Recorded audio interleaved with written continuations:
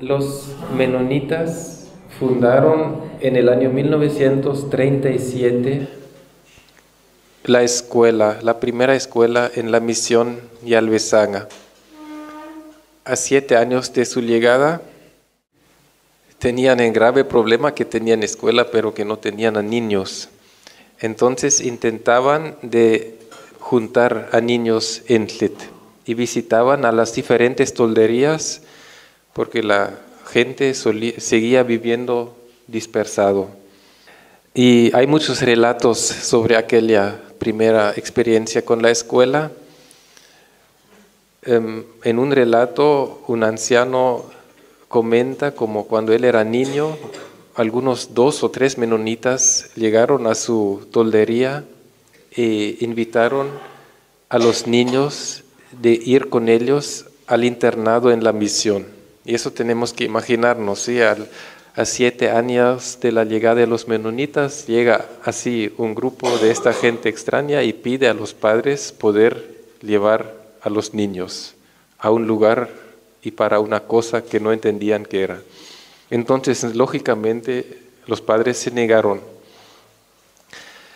Mandaron a sus hijos a esconderse en el monte.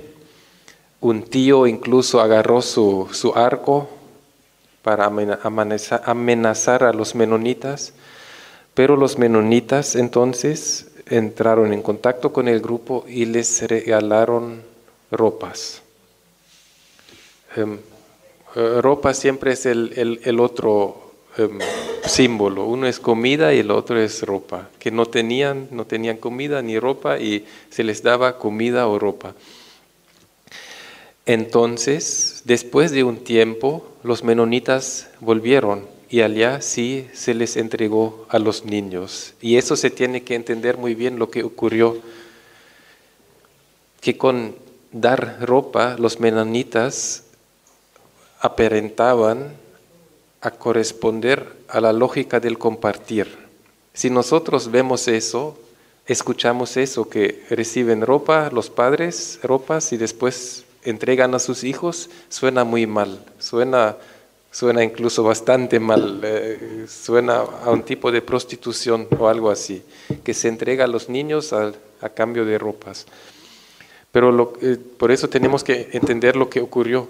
Los menonitas daban ropas y con eso instalaron aparentemente o se sometían aparentemente a la lógica del compartir. Iniciaron lazos, sino familiares, pero sí de un relacionamiento muy cercano. Entonces, cuando volvieron los padres, que ahora vivían ya en una relación de amistad, es una mala palabra para referirse a eso, casi una relación de tipo familiar, de parentesco. No pudieron negar más a sus hijos y dejaron que ellos se fueran al internado. Entonces llegaron al internado los niños y tenían que comer cosas que no se podía comer, harina de kafir del sorgo, cosa que los menonitas comían. Entonces, naturalmente, después de poco se escaparon todos, de 2 o 3 semanas, todo el grupo se escapó. Yo pienso que eran niños de una edad de 10 años más o menos, y era un viaje muy horrendo, así relatan, donde tenían mucho miedo de los tigres y de muchas cosas. Pero era lógico, los misioneros, así se puede leer en sus documentos, se desesperaron. ¿Por qué esta gente ni siquiera entiende la necesidad de que se los eduque? Pero claro que no entendieron porque no había necesidad de educación, que se educaban perfectamente dentro de su sociedad. Llegaron entonces a lo de sus padres y los padres vieron que sus hijos eran muy flacos y les explicaron, es lógico que ustedes están tan flacos, el papel los ha hecho tan flacos. Cuídense, es por el papel. Flacos y pálidos, ¿sí? Y entonces era muy lógico que eso viene del papel, que también es muy pálido, muy blanco.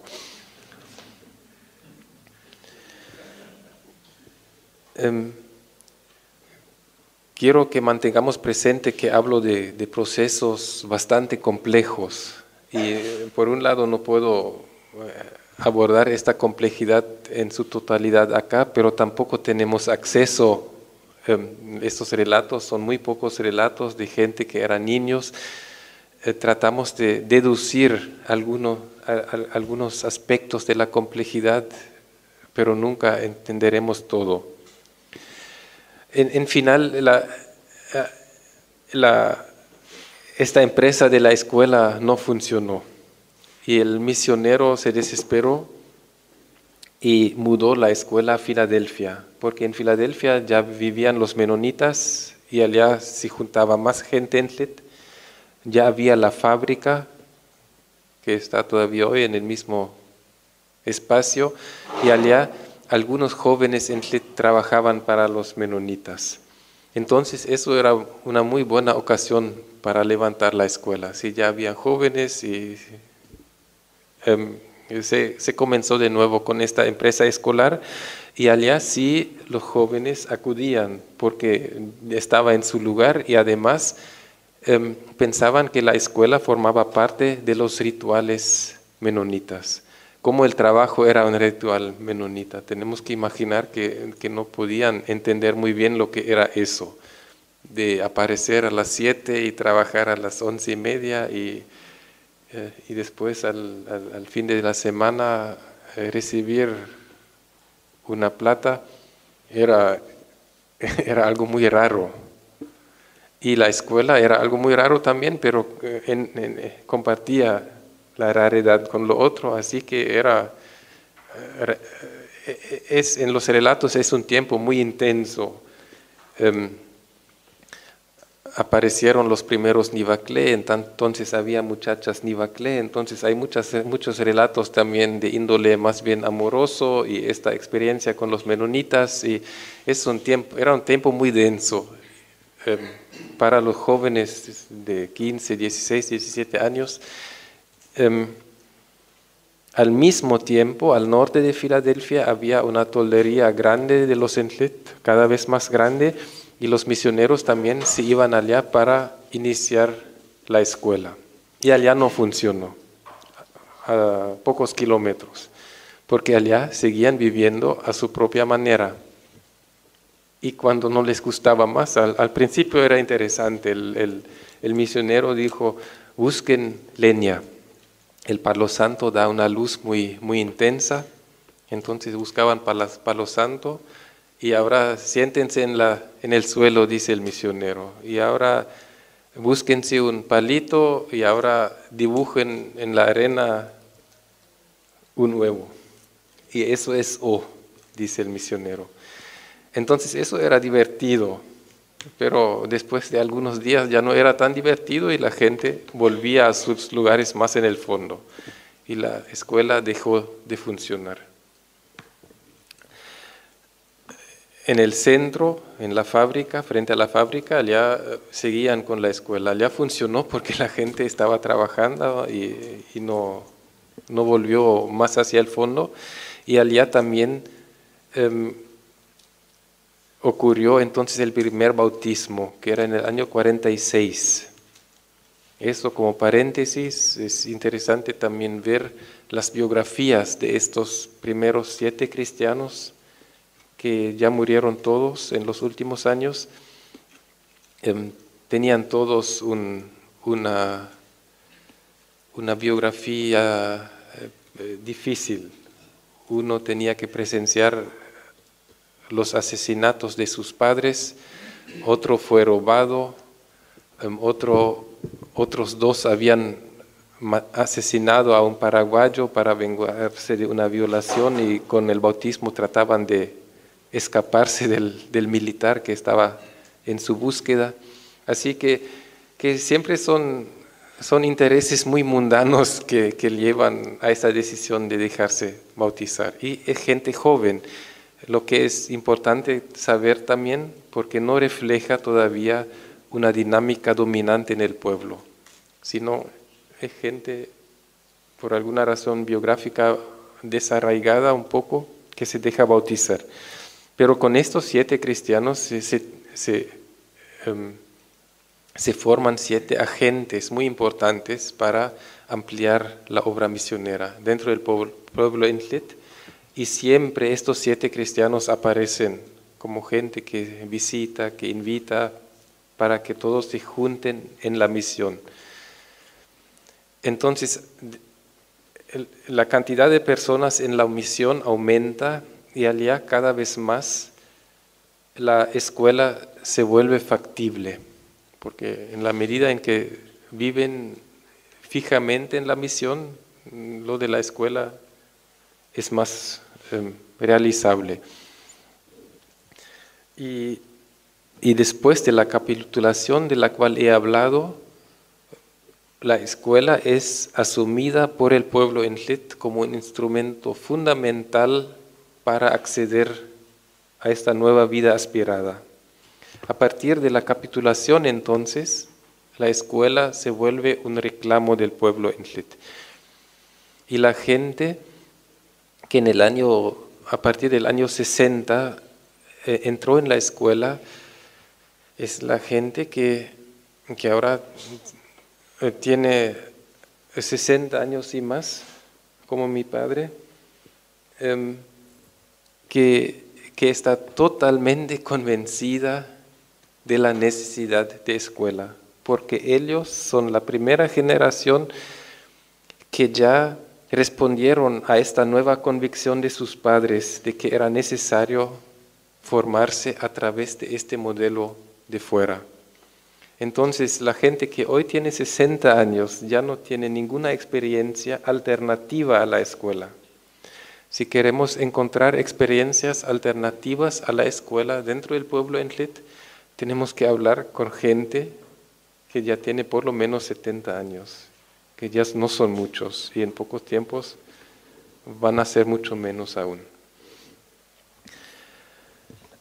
Y es muy interesante ver cómo se refleja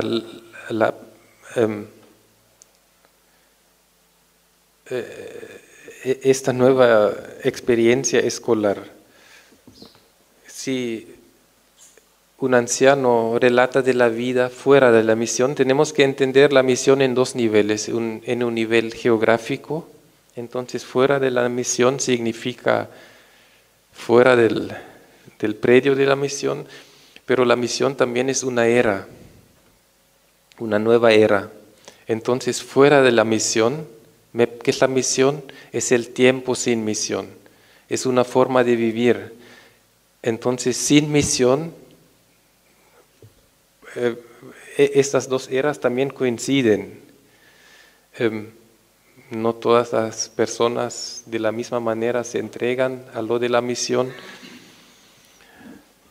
Entonces, si un anciano habla de fuera de la misión, se refiere a un modo de ser fuera de la misión. Y si se refieren a este modo de ser, que incluso sobrevive un poco dentro de la misión, pero si se refieren a este modo de ser, usan muchos calificativos. Nuestros padres sabían muy bien, manejaban muy bien, hacían tal cosa con tal finalidad, por tal razón. Siempre abunden estos calificativos. Pero cuando hablan de la vida, de la era de la misión, abunde el calificativo no sabíamos, Mongiaskauk, que es no sabíamos, no manejábamos, no entendíamos. Nos explicaba cómo quitar el cuero de un venado porque no sabíamos. Constantemente este calificativo. Entonces, acá lo que de repente hay aquí es la necesidad de educación, de una educación que viene de fuera.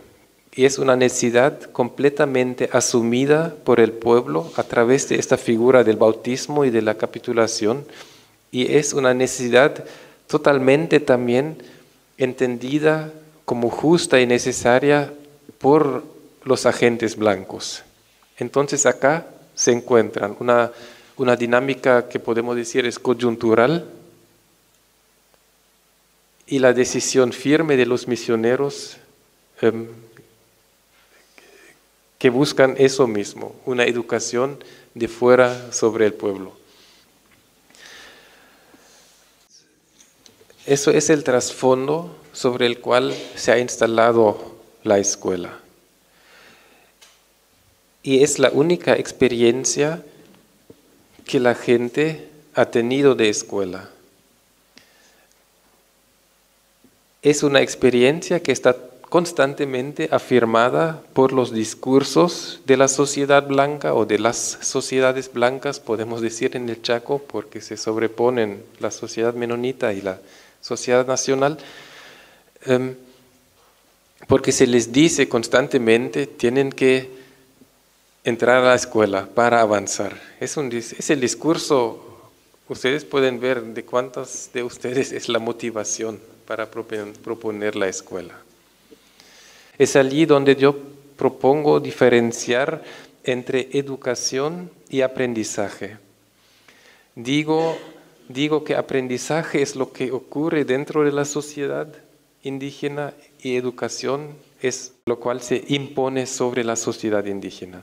Porque esta necesidad de educación es una necesidad de ser educado en lo de aquel otro mundo, el mundo de los blancos. Es una necesidad que surge también del hecho de que los Entlit de un día al otro dicen que lo nuestro no tiene más sentido. Y eso lleva a situaciones hasta ridículas.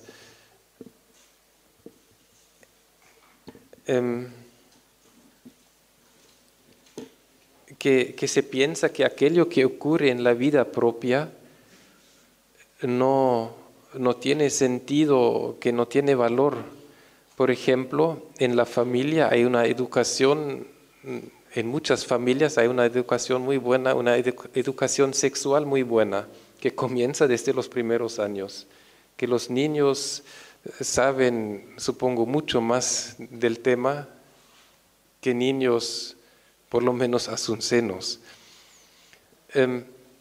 pero de una manera muy buena, muy constructiva, que les ayuda mucho a ubicar el tema dentro de su propio ser y dentro de su sociedad.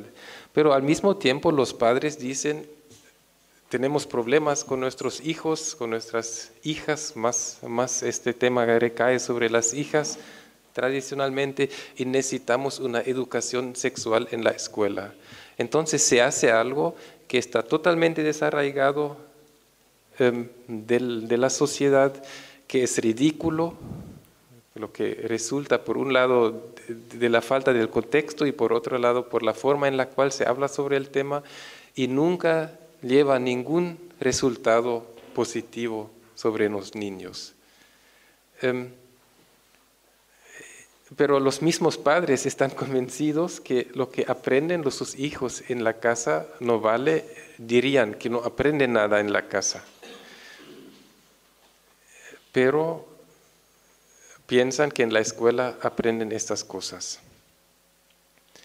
Y allá estamos con un punto muy importante si queremos acompañar algún proceso de aprendizaje, que es la confianza. Si queremos acompañar a una sociedad indígena, o acompañar ya es una palabra muy imponente de repente. Si estamos allí, muy fácilmente vemos lo que no hay, porque nos faltan los ojos, las capacidades para ver lo que hay.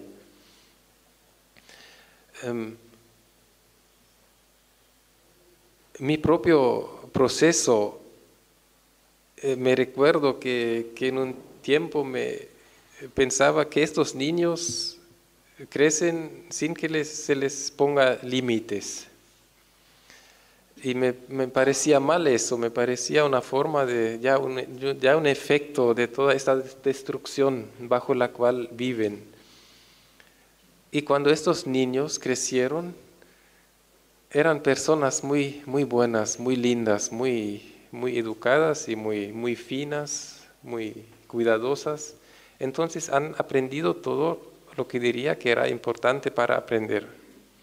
Si yo me hubiera impuesto sobre este proceso de educación de los padres,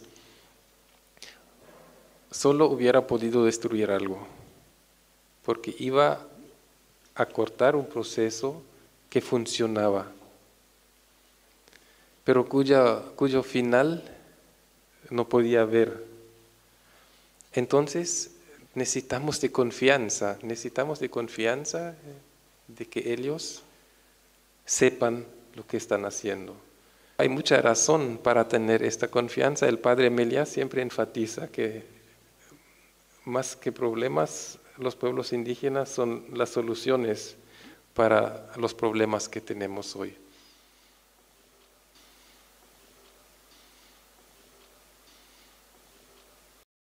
He terminado ahora este esbozo histórico, tanto de la historia de la sociedad como de la escuela, de la experiencia escolar en esta sociedad. Y quisiera resumir un poco cómo se nos presenta ahora el modelo tradicional o el modelo propio y el modelo impuesto de fuera. Y después de la media mañana podemos ver un poco la escuela más desde dentro, ya no tanto desde la perspectiva Entlet, sino desde una perspectiva más analítica para ver lo que hace realmente en el pueblo. He hablado de la disyuntiva del aprender y la educación. Es para mí una oposición muy importante. Aprender es ver desde los ojos del aprendiz. Y la educación es ver desde los ojos del maestro. Pero en el caso de los pueblos indígenas es peor, es ver desde los ojos de fuera de la sociedad. Entonces es un doble peligro detrás de eso. Yo no veo métodos muy sofisticados de educación entre los Entlet. Lo que sí veo son métodos muy sofisticados de acompañamiento a los demás, que se pueden resumir en el compartir, que es en parte una cuestión de cómo llamamos la cosa, pero si elegimos una palabra, elegimos también una perspectiva. Y por eso prefiero yo hablar de aprendizaje y su acompañamiento, porque así pensamos desde el aprendiz y no hablo tanto de educación, porque allá ya hablamos de una proyección que hacemos sobre el aprendiz.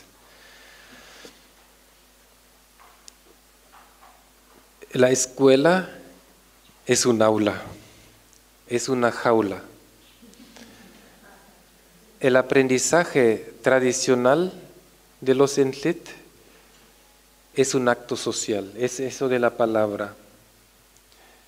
Eso de la palabra diría que es muy guaraní en esta forma como expuso el padre Meliá anoche, o ayer mejor dicho, pero este arraigo en la sociedad es muy común a los pueblos indígenas y eso significa un arraigo en la oralidad, en lo que se dice.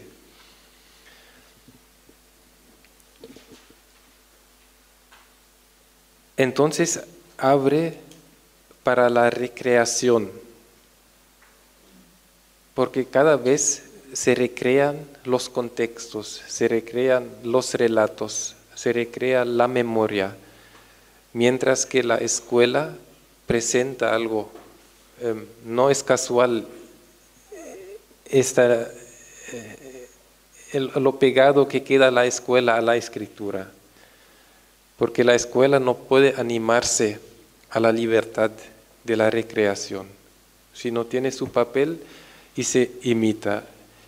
Y siempre hablamos de la mala calidad de la educación paraguaya, y si me voy a una comunidad cualquiera, veo lleno el pizarrón y veo a los niños copiando, pero es una mala calidad, pero está totalmente anclada en este modelo de escuela que tenemos. Es muy coherente en sí. Queremos renovar una escuela que es coherente, y por eso no podemos renovarla, porque es muy coherente esta escuela. Solamente que eso no significa que sea buena para lo que queremos, porque deshace completamente la iniciativa propia. Y si me permiten una nota muy personal, es un dilema, y digo eso como padre. Veo a mi hija de 5 años, la energía que tiene de preguntar, de inventar, de hacer reflexiones, y llega este momento donde no voy a poder evitar más que se vaya a la escuela. Y mi hija mayor, que tiene 12 años, que ya tiene trayectoria de 5 años escolar, que no sabe escribir y leer. Entonces veo que va a ser la escuela de la menor, porque no son diferentes en sus capacidades, en su lucidez claro que son diferentes, pero no en este nivel. Entonces es un dilema muy grave,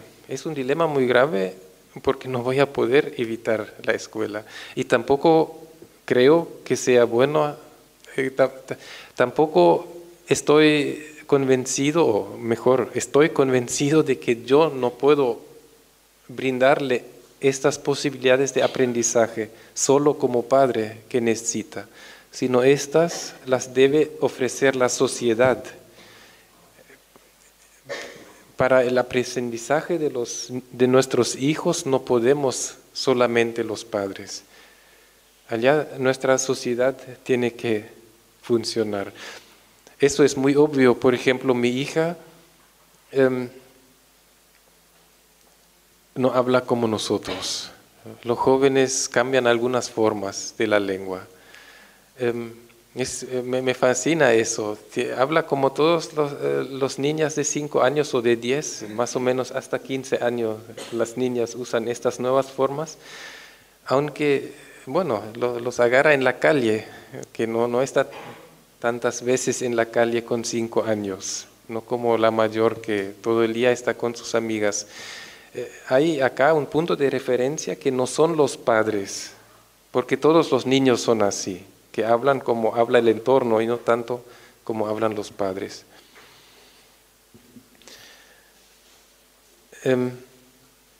Bueno, esos son algunas diferencias entre la escuela y el modo tradicional. El modo tradicional produce el entender, y la escuela no sé qué produce. Ayer hablamos del desaprender, incapacita para el aprender. Y eso es algo conocido, eso no digo yo solo, eso dicen mucha gente en todo el mundo.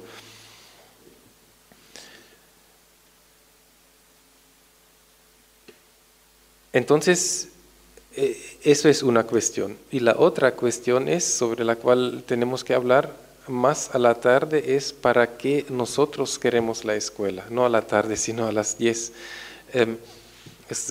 ¿Para qué nosotros queremos la escuela? Y yo creo que todos ustedes estarían de acuerdo para tener acceso al mundo de la sociedad nacional. Y yo cuestiono profundamente eso. Pero sobre esto quiero ampliar más tarde y con profundidad.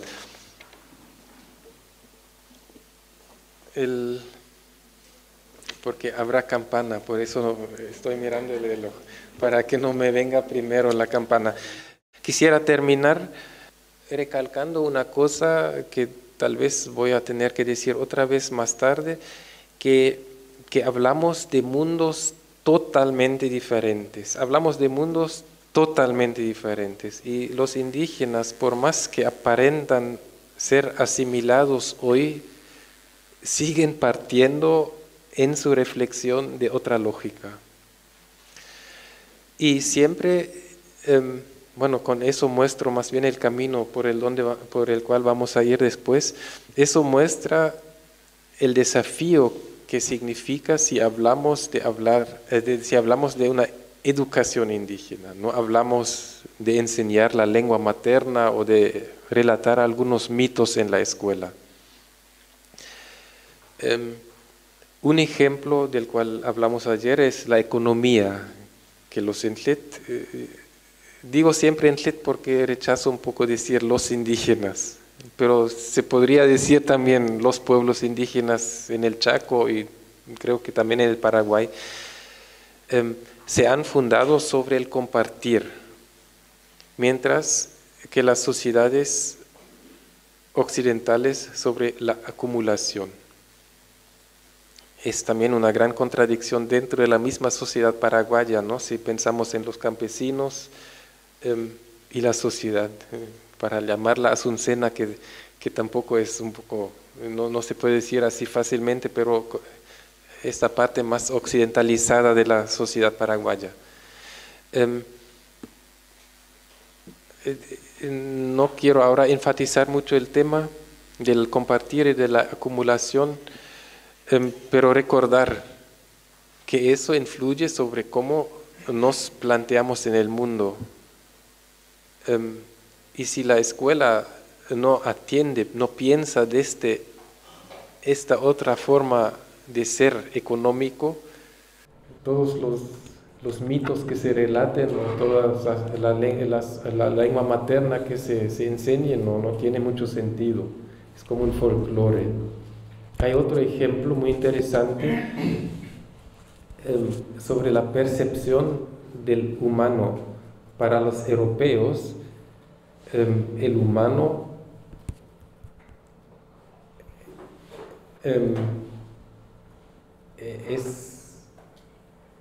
eso ahora los teólogos me van a decir si eso también es muy cristiano. En la lógica más mundana, el hombre es el punto final de un proceso evolutivo. Entonces, el hombre ha salido de la esfera de los animales, ha sobrepasado, es la perfección de esta esfera animal.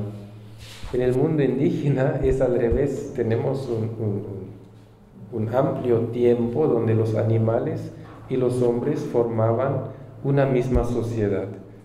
Y sabemos de este tiempo a través de los mitos, donde aparece el zorro y el tigre, y aparece como hombre, pero al mismo tiempo como tigre, con las calidades y las habilidades de un tigre. Y muchas veces se volvió animal por una infracción, dejó de ser hombre. Entonces la perspectiva que tienen los Entlet sobre el mundo natural, sobre el mundo de los animales, es una perspectiva de un origen común, pero inverso al origen común que ven los europeos, donde los hombres han dejado de ser animales.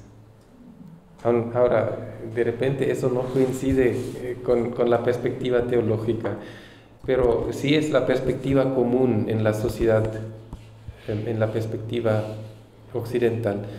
Y para los Entlet es lo inverso. Los animales son de alguna manera hermanos, no, pero partes de una misma sociedad.